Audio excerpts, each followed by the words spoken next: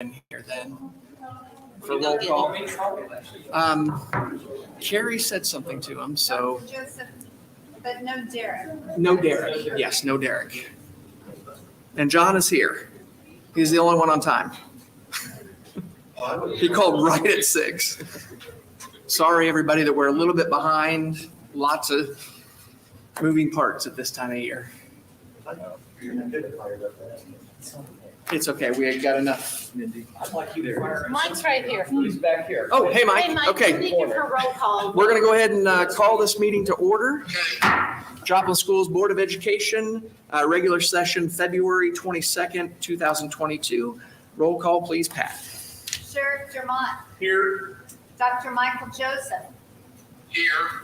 Riley Hartwell, Here. Brett Jordan, Present. John Hurd, Present. and Jeff Cope. Present. Thank All you. right. Please stand and join me for the pledge. You too, John. I pledge Allegiance to the flag of the United States of America and to the republic for which it stands, one nation, under God, indivisible, with liberty and justice for all. Thank you. I'd like it noted for the record that John stood. Okay. We do have a couple of notes. So before we approve the agenda, there's going to be, we're going to remove number 9 from the consent agenda and number 8 from the regular agenda. So I'd entertain a motion. Move that we approve the agenda as amended. Second. All right, motion by Sherrick, second by Riley. Please vote. Yes. Yes. Yes. Yes. Yes. Yes. All right, that motion passes. We're up to board president's report. Okay. Celebrations. We have some. All right. So Wheels in Motion, the JACC Trails and Connectivity Work Group successfully fundraised in 2019 to bring the All Kids Bike program to the district's kindergarten physical education classes. Each elementary campus has a class set of Strider, there's balance bikes, and our teacher has been trained in this curriculum. Last year, we introduced the program and ran into some supply issues. PE teachers found that although shower caps were helpful when sharing helmets from class to class, it required valuable class time to share one helmet for every 2 students. Our amazing partners have eliminated these barriers to the deployment of All Kids Bike curriculum. John Hunter at American Ramp Company donated shower caps to all elementary schools, and Active Lifestyle Events grant funded additional bicycle helmets for each campus for 1-to-1. You can expect to see our bicycles in motion after spring break, and hopefully our Little Eagles will be transferring safe cycling skills into our community.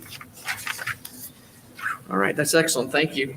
Next up, Learning Stems from Construction Project. Columbia Elementary 4th graders got an opportunity to visit the construction site of the new school, Dover Hill Elementary, to watch precast concrete panels being set by a crane. The students have been studying how cranes work, how much precast concrete panels weigh, and other construction-related STEM elements. Crossing Construction and Pittsco Education organized the STEM event for the students that included the on-site construction visit and hands-on demonstration of a robotic crane that simulated the process of placing precast walls into the foundation. Very nice, real-world activity. Presidential Scholars Program. Eric Nielsen, a senior at Joplin High School Franklin Technical Center, has been named a career and technical education candidate as part of the 2022 U.S. Presidential Scholars Program. Eric was nominated by the Missouri Department of Elementary and Secondary Education for his work as a state officer with the student-led organization Skills USA. He's one of 112 students in Missouri to be a candidate for the program that has a potential to win a $25,000 scholarship. His eyes on the prize with the goal of earning his biomedical engineering degree from the University of Missouri. And 2 weekends ago at the Mount Vernon Show Choir Festival, both of our Joplin High School show choirs tied for first place. In a daring final tiebreaker, Touch of Class edged out Sound Dimension for the first place grand champion. So thank you to everybody. All right.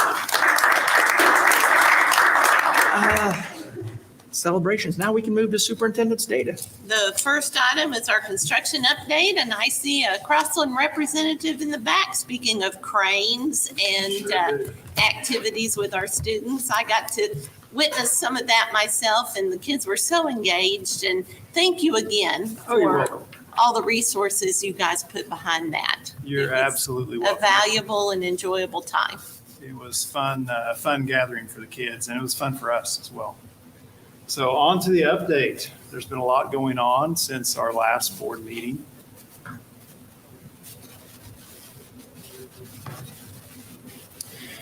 Some quick pictures. Obviously, if you've driven by, you can see that the gym and cafeteria is currently going up. Those precast panels, obviously, the kids got to see the very first day we were installing. We had one panel up whenever they got there, and got to see that being set. It was 46,000 pounds. And of course, we related that to the school bus that they drove in on. It's essentially 3 school buses of weight. So just a quick little. Also, guardrail. The guardrail around the perimeter road has been installed. And not only are we doing precast, but simultaneously we're working on the bar joists for the rest of the building. Yes, so structural steel is being installed as well.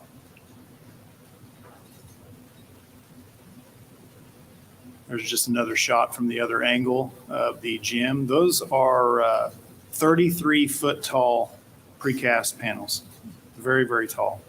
The joist girders themselves, you can see them on the upper right photo.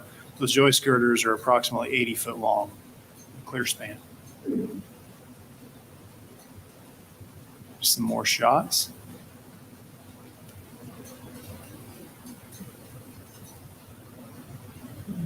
Shot of the crane. So interior wise, since we have poured the upper second floor slab, we're now paving the way to install all of our HVAC, our overhead rough in for conduit, plumbing, rough in, and metal stud walls.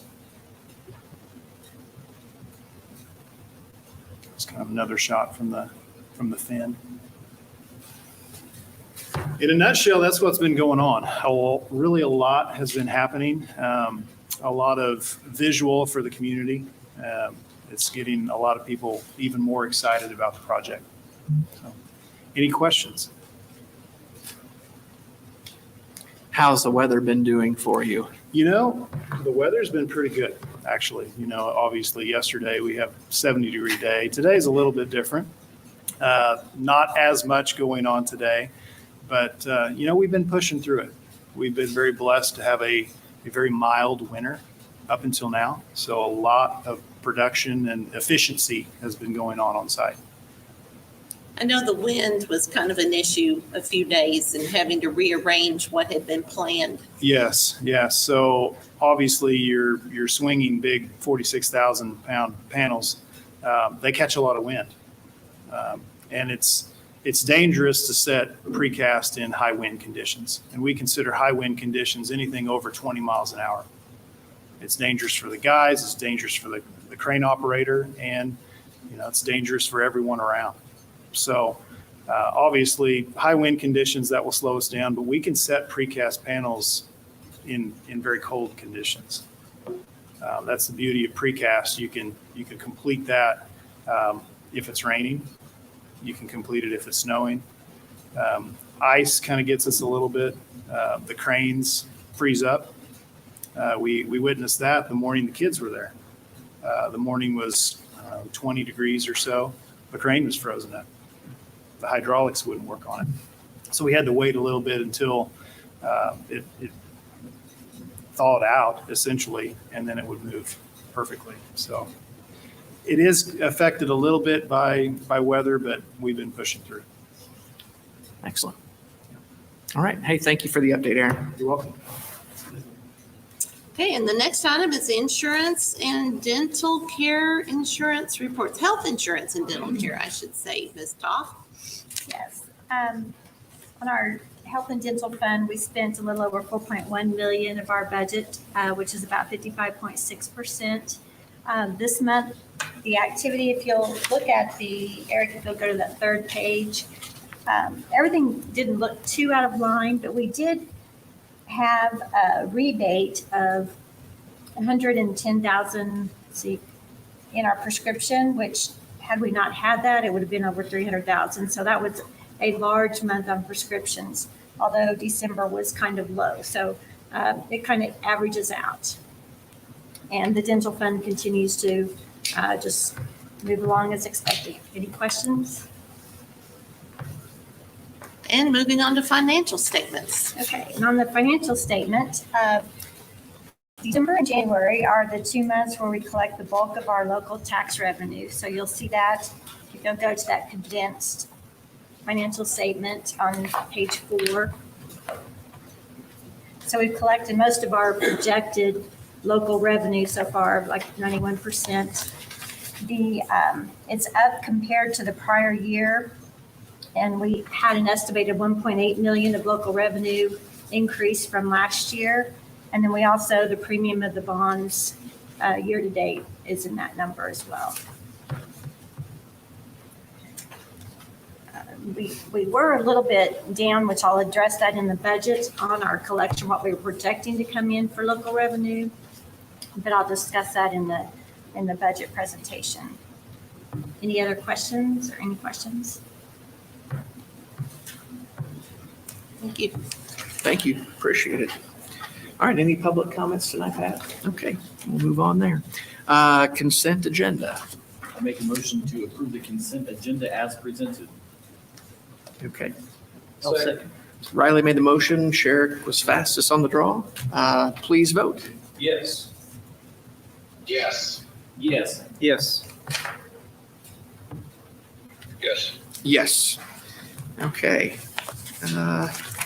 Regular agenda now.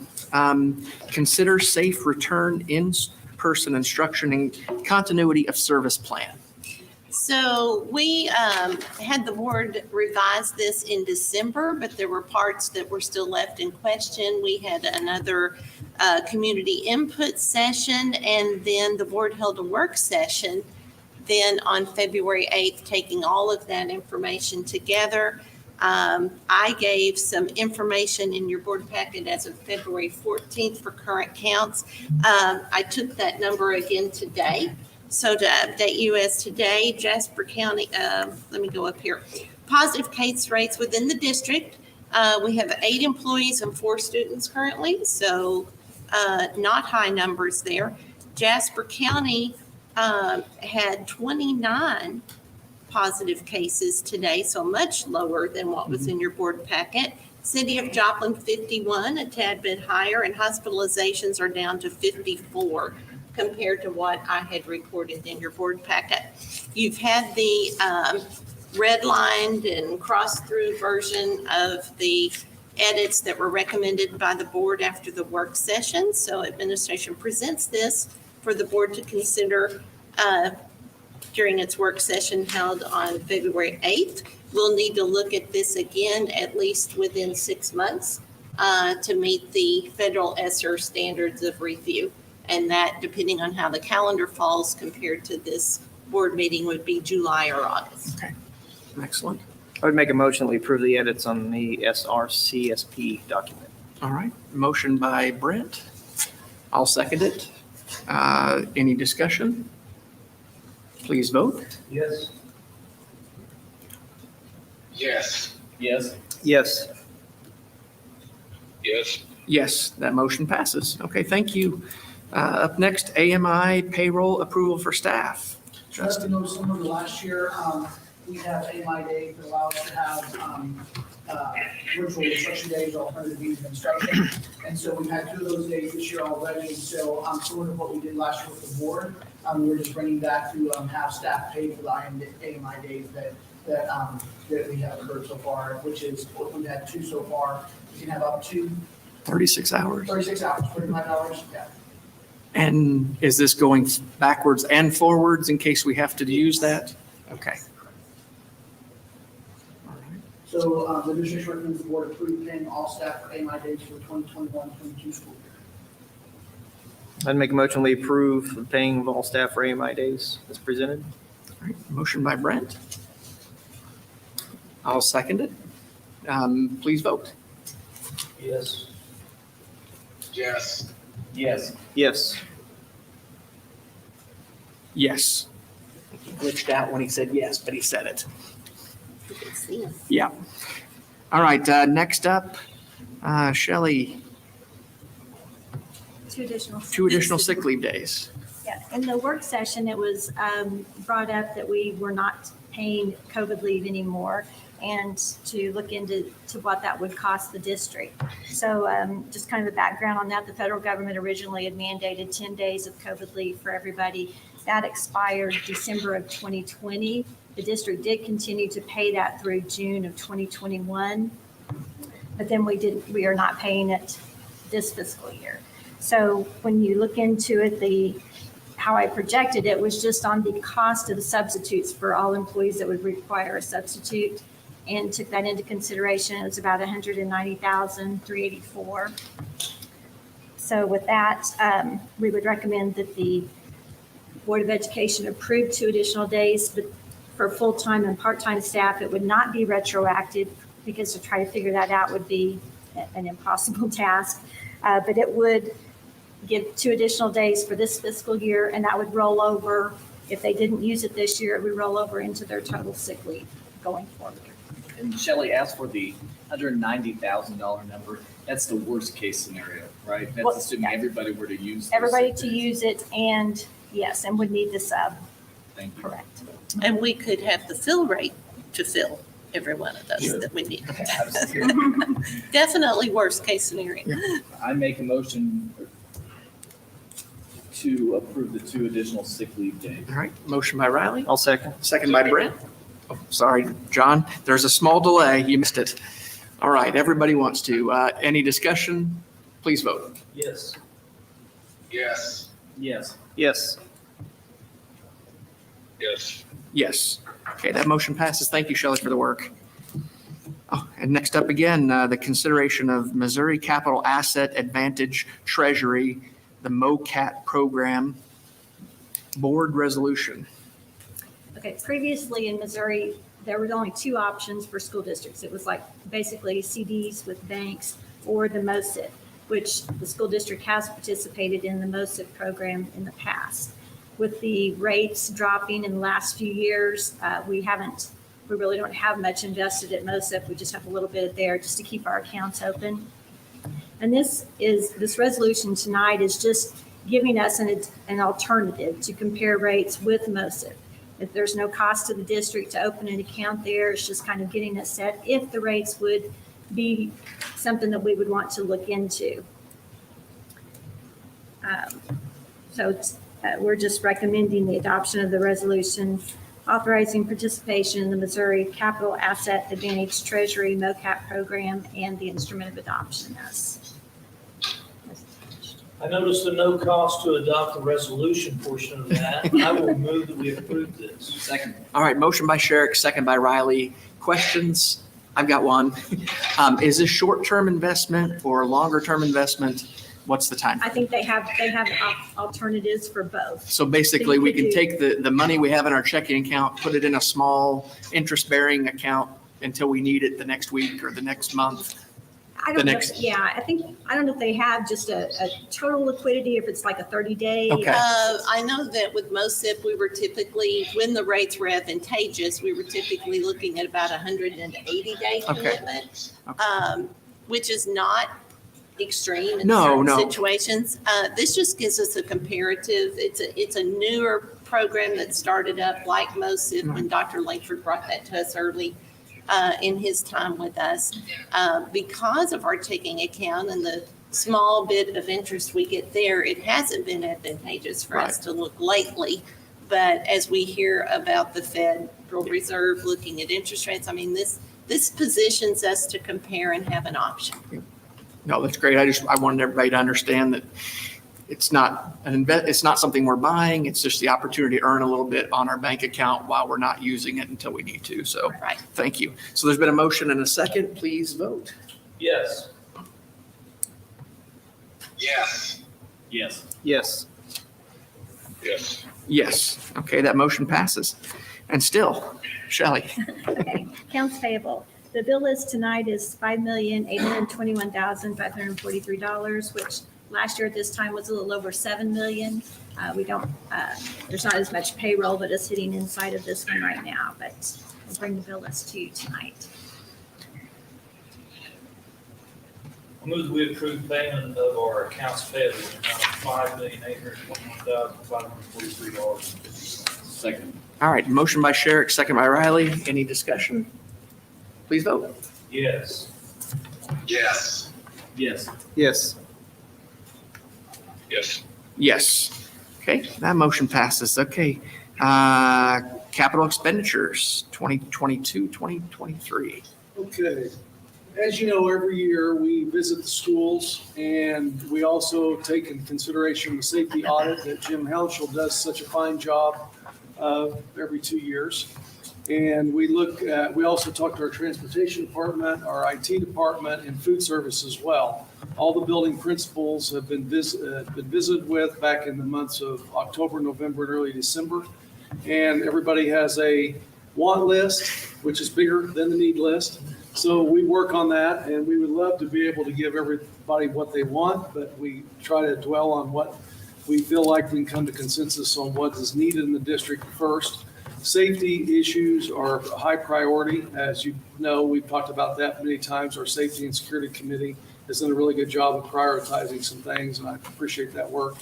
Maintenance is next to make sure that our roofs, our HVAC units, and everything else we have is in line. And then also take care of things right with both of those, our curriculum needs. You know, if we need an extra quiet room in a place to help students with challenging needs, or expand a classroom, or cordon off an area for an extra classroom in a building, or whatever it is. So one of the things I want to call your attention to is indoor air quality. We've worked with our Train, the company that we do most of our work with all of our units upstairs, up on the roofs, or wherever they are located, and also the controls that go along with that. And one of the things that we want to do over the next 3 to 4 years is take a stair-step, gradual approach to improve the air quality. And one of the first things we need to do is make sure that everything's in control and our controls are up to date. So I'll let Dave tell you a little bit more about that as we move on to that, and then any other questions you have. So Dave's done a really good job with the secretary and the craftsman to kind of cobble these items together, so you kind of have an idea where we're putting these things in different locations, where we're trying to make sure that we gravel everybody's driveway, so to speak, so that everybody gets something that's needed in their buildings, and move on from there. But Dave can tell you just a little bit more about the air quality that we're looking at. Sure. Well, as I come to you again, it seems like just a couple of months ago that I brought the last capital outlay project list to you, and the time just seems to evaporate in between my discussions with you. I am very excited that Joplin schools take such a great approach in taking care of our students, but as we do so, taking care of our buildings, and also being forward thinking in our approach. And so we've tried to continue that with this year's capital outlay budget, which is fairly sizable compared to some that we've had previously, but I think it's a lot of money that will be very well spent. As Dr. Saketa alluded to, the indoor air quality was important before COVID. A lot of people hadn't heard much about that beforehand, but we had actually begun some processes with filtration and some other things looking at that. What we're bringing to you, as he also alluded to, is the fact that we need to bring our controls up to date, because simply looking at a thermostat, even whether it's online or in the room, and knowing what the temperature in the room is not going to help us to determine if we're meeting air quality standards. And so we need other data that comes along with that, such as humidity, CO2, and combining all of that together and make sure that we're running as efficiently as possible. And so that large ticket item on there is essentially addressing across the district, bringing our control systems together, the most up to date so that we're getting the highest amount of data and analytics that we can in assessing where we stand as far as air quality. We have some other big ticket items on there. We have a roof that needs to be replaced at our elementary school at Stapleton. We have some HVAC that needs to be replaced, which both roofs and HVAC, we try to address those every year instead of waiting till equipment completely fails, but trying to look at the end of life cycle and replace those ahead of time before we find ourselves having to spend money, but being proactive in that. So together with that, along with IT capital outlay and food service capital outlay, we bring to you the recommendation for approving capital outlay for 22-23 of $5,163,961. And six buses are also. 6 buses as well. In that group as well. Great news. I make a motion to approve capital expenditures for 2022, 2023. All right. Motion by Riley, I'll second. second by Brent. Any discussion, questions? I just have one technical question here. This is the MEC. Where's the district? I'm looking at the HVAC. It says District, East Middle School, Dunawag, and MEC. Under which item? sir? Under HVAC replacement repair. Yes. Is that just various throughout the district? There are some various ones throughout the Okay. district, specifically to East Middle School, Dunwig, and MEC. Okay. I wasn't sure if that was another facility that was listed somewhere. All right, there's been a motion and a second. Please vote. Yes. Yes. Yes. Yes. Yes. Yes. Okay, that motion passes. Thank you. Next up, budget adjustments. Okay. We typically bring budget adjustments 3 times a year, usually in October, February, and then again at the end of the year. So tonight we're bringing adjustments that have happened so far. The biggest change in here relates to the bond refinancing. But we are showing an overall decrease in fund balances of 14 million from originally what was projected, but almost all of that is in the debt service fund. So if you'll look at like what we call the balance sheet, it's the revised revenue and expenditure, the landscape page. That top section shows like where we started the year at with each of our fund balances. The middle section is our projected revenue for any transfers of funds. And again, we're showing, projecting our maximum transfer for capital projects over the 3.9 million, along with some placement of funds of around, the 5 million that we're expecting in revenue in the capital projects fund. But if you'll look down at the main thing is the escrow account that was in the debt service fund. It started off at 24 million. Part of that refinancing that was done back in 2017 was for the 2012 bonds, which we did a portion of those 13 million. And those will be paid out of that escrow account on March 1st, along with the refinancing that we did in December that will completely pay off all of the 2012 bonds. So really our unrestricted balance is higher than what we originally projected at the beginning of the year. So we're still setting okay as far as our general fund. Our total expenditure changes are the 36 million.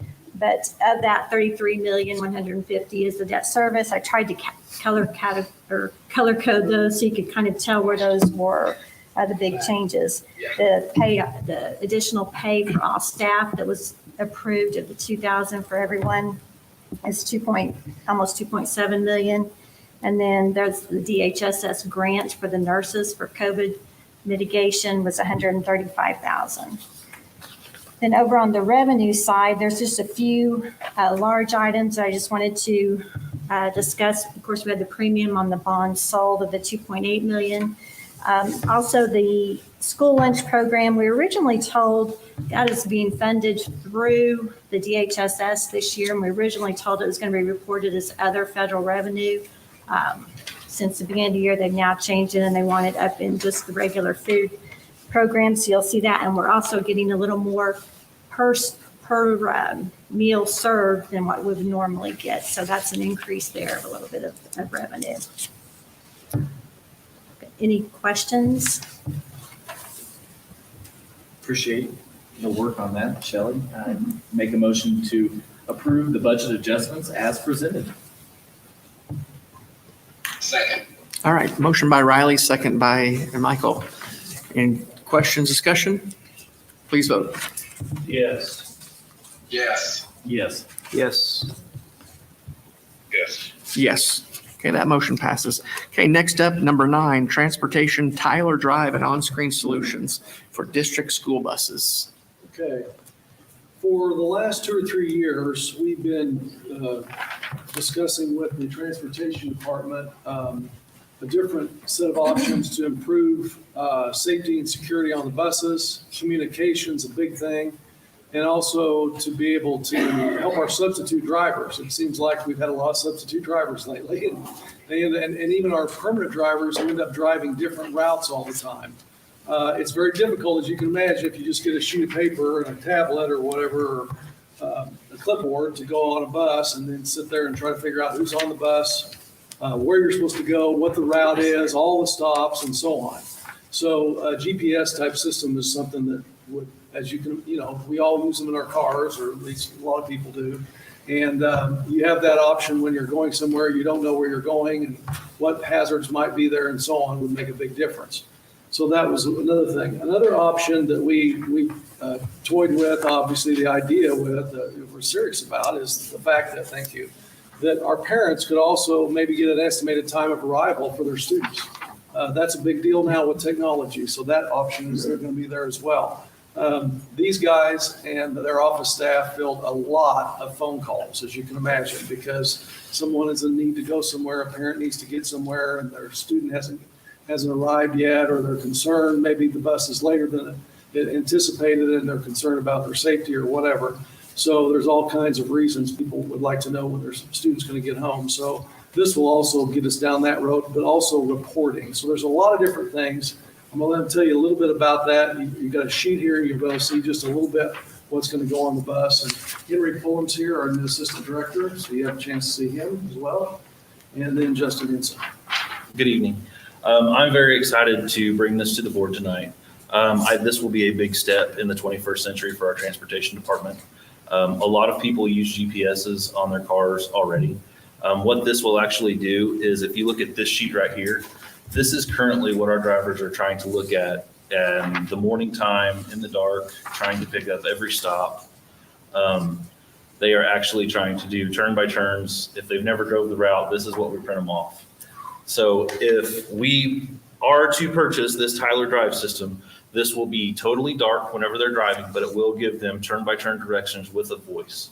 It will tell them where the stops are, where to turn left and right.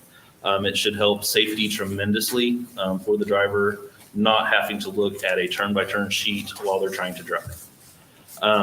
Something else that this system also does is it does student tracking. Whenever the student gets on the bus, they will swipe an RFID card.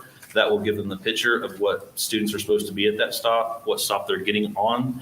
If a student tries to get off at a wrong stop, it will actually come up red and ding and tell all of the drivers that that student is on the wrong bus, that they are not supposed to get off at that stop.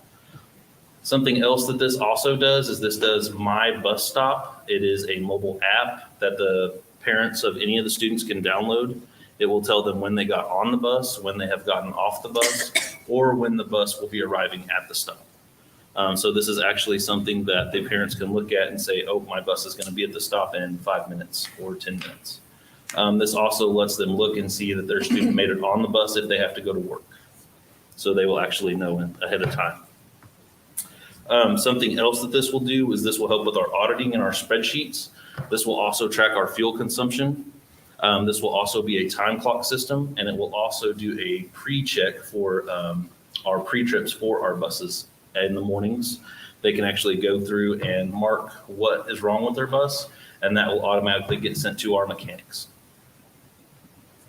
There's a lot of systems and a lot of things that this does, and it's very exciting for getting to mount them on every bus.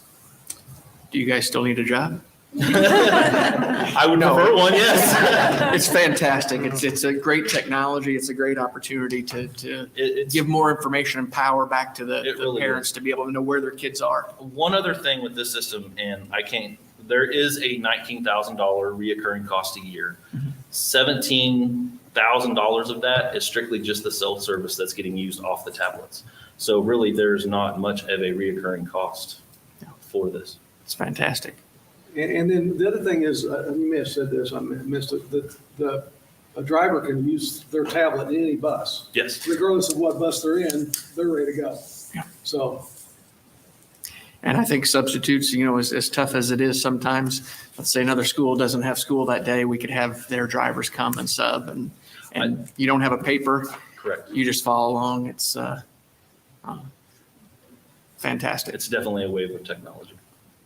All right. Any questions? and one last thing, because they've done such a good job with a lot of his bids, we would want to buy this out of this year's cap outlay budget. Okay. This year that we're on right now, not next year. Perfect. That's great. Make a motion to approve the Tyler Drive solution for the school district buses. All I'll right. second. Motion by Riley, second by Brent. I'll just add that I've been a substitute bus driver before, and I've never seen one of these. We didn't have this even like technology, but yeah, it's a daunting task. So Yeah. yeah, this is It's fantastic. absolutely. All right. Please vote.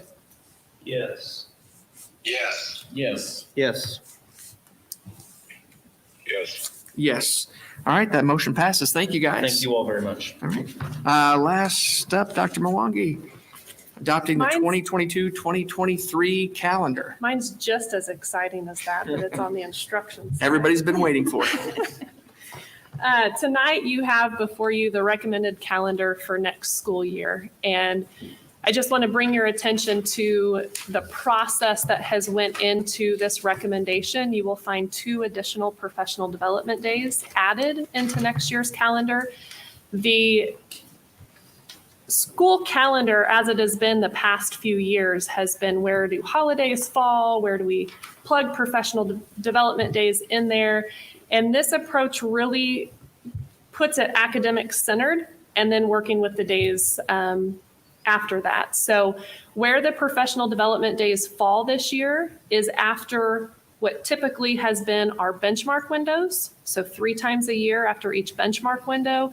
And then at the end of first, second, third quarter, as we get more into collaborative teams and looking at data and analyzing and having those discussions. So that was very much the driving force of timely, relevant professional development, collaboration, how we kind of set that from the start.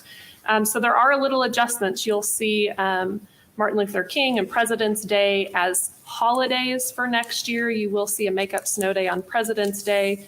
Visiting with Dr. Saketa as we kind of transition into next year, depending on how many snow days we would have for, say, before December or January. A lot of those factors ebb and flow. But the administration would recommend that you would approve the calendar for next school year starting on August 22nd. By statute, that is the first day that we can start, with the last day being on May 26th. With the professional development embedded as presented. Make a motion to adopt the 2022-2023 calendar. All right. Motion by Riley, second by Brent. Any questions? I have a question, well, comment first, but I noticed on here that we indicated that we're going to utilize the AMI days first on any, snow or inclement weather type days. I really appreciate that. I think that's great. I think there was maybe some confusion this year. So my question then would be, is there any conversations going on within the administration on how we will handle the days that we missed that weren't AMI days? I mean, it's my understanding we're just going to tack them on to the end of the year. The reason I ask is because I just did a very rudimentary calculation of our hours, and it seems like we have a lot of extra hours. And I'm wondering if there's been some conversations, what does that look like to excuse those days rather than add them on to the end of the You year? are listening into our leadership meeting this week. So the state requirement, and you'll notice on that very last paragraph, the state minimum is 1,044 hours for the year. We are well over 1,044 hours. So the recommendation within this calendar is we would start August 22nd, end May 26th, utilizing AMI first. If we were presented with a situation where we had more days than the 36 hours with AMI, then administration would consider what our options are with still meeting the best decision, but still meeting the 1,044. There are a lot of possibilities with what that can look like. It is not our intent to go after Memorial Day. Of course, the 1,044 is the minimum requirement.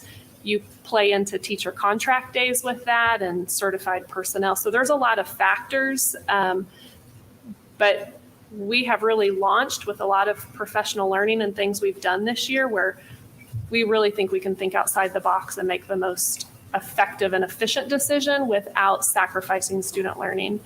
So it's kind of going to be a hurry and wait as we kind of navigate that to see when these days fall, what the implications may be of how we make some of those decisions. But the intent would be the start and end date, utilizing AMI up front. That will also enhance our communication with those expectations as well. And then if we surpass 36 hours of AMI, we would come back. Dr. Saketa would kind of analyze that situation of what we may bring to you, adjustments from there. And then how about any conversations for this school year? Because we've already missed, I think 3, but I'm not positive. I get confused with my district.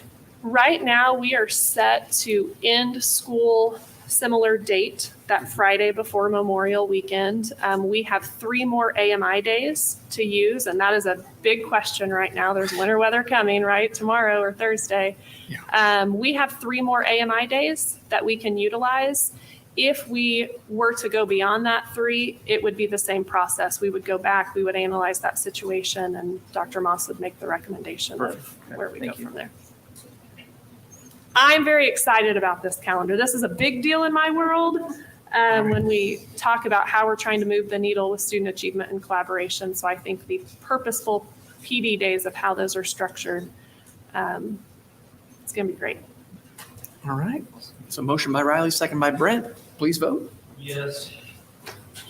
Yes. Yes. Yes. Yes. Yes. Okay, that motion passes. Thank you. All right. Next up, pluses and deltas. Well, I'll mention that I think it's a plus that when you look at our agenda, and I think when you analyze agendas of districts, it says a lot about where the priorities are. We have had issues tonight talking about student safety, particularly with the implementation of the new bus software. We've talked about student learning, particularly highlighted with the calendar that we've chosen to adopt. And then fiscal responsibility was all throughout our agenda tonight. And I want to applaud Shelley because while that looked initially like a large budget adjustment, when you take bond refinancing, a large nursing grant, the decision that the district made to go forth with the professional development opportunity, once you take those pieces out, there was very little adjustment needed. So you guessed pretty well when you started that budget. And what we've seen to be adjusted tonight is very positive. So I just want to brag on the work the board has done this evening. All right. I'll just add, I think it's a great time to be a teacher in our district. You know, last month we approved the additional in-service hours for pay. This month of course we approved the AMI payroll permission approval. We also got the 2 additional sick leaves for teachers, so in our staff. So I just think it's a great time to be an Eagle all the way around, especially for our staff. And on a very basic level, I'd like to say that this is the first meeting I think I've been in since I was elected to the board that was less than 1 hour. All right. We better not go much longer. I'd make a motion, we adjourn. All right, one last thing. I would like to recognize Ron Greenlee. He's here. He's one of the candidates for the Joplin School Board for April 5th. So everybody be aware. That's coming up in just a few weeks. Yep, I got one more. Matt, are you here? Matt's here also. So there's 2 representatives of the 4. So thank you guys for coming. It's always like this. An hour is all you need. And you'll never get any more calls. Yeah. So, all right, now Brent, yeah, I believe there's a motion on the table. yeah, there's a motion to adjourn and a second by Me, Sherrick. Please vote. yes. He's gone. Yes. Yes.